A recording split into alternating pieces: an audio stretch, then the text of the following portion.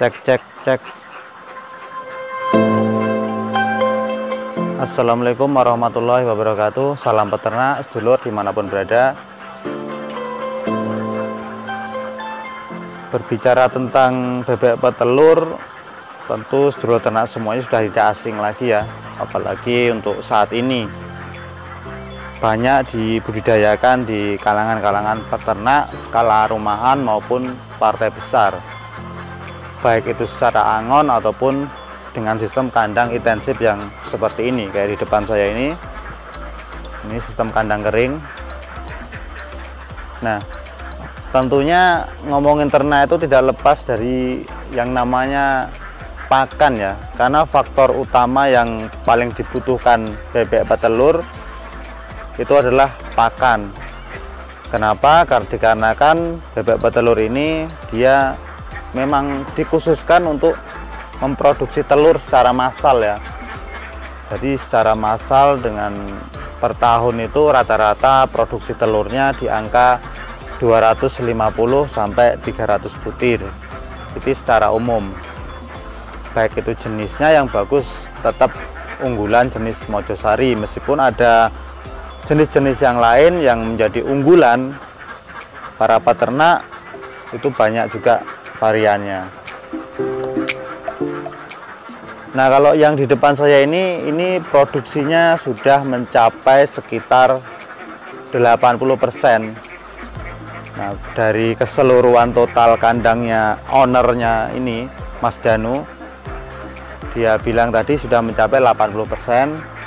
Nanti kita bahas apa saja itu, perawatannya seperti apa, dan sampai menghasilkan 80%. Jadi yang ingin saya sampaikan di sini adalah pakan. Dikarenakan ya 90% itu dipakan khusus untuk bebek petelur. Nah, itu harus stabil. Yang paling penting pakan untuk bebek petelur ini, yang paling penting itu adalah kandungan proteinnya. Kandungan protein bebek petelur ini harus rata-rata di angka 18% sampai dengan 19%. Meskipun di angka 15% pun itu cukup untuk memenuhi kebutuhan nutrisi bebek petelur ini. Tapi ada minusnya. Biasanya dia di kerabangnya itu kurang keras, dia lembek, mudah pecah lah intinya. Terus produksi telurnya dia tidak stabil. Faktor rontok bulu pun itu juga berpengaruh. Intinya kurang bagus. Yang bagus itu di angka 18%. Nah, ini yang digunakan Mas Danu ini masih menggunakan pakan pabrikan ya, pakan pabrikan yang benar-benar direkomendasikan di sini. Coba kita lihat yuk, agar sedulur ternak semuanya bisa mencontoh dari ternaknya Mas Danu ini, bisa mengkalkulasi. Nah, ini ada dua jenis ya. Ini jenis produk New Hope, ini jenisnya untuk ayam petelur. Sebenarnya bisa menggunakan ayam petelur ini secara murni, cuman dia kalahnya di kerabang telurnya itu. Dalamnya, maksud saya dalamnya itu kurang oren. Nah, dan ini penyeimbangnya adalah penggunaan ISD Jawara.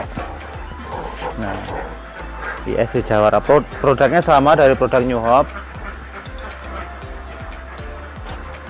Nah, ini jenisnya seperti ini. Dia murni apa namanya, pur ya. Kalau L83P ini dia campur sama namanya butiran-butiran itu apa, jagung. Ini kayaknya ada yang udah kebuka. Kita lihat, ya ini seperti ini.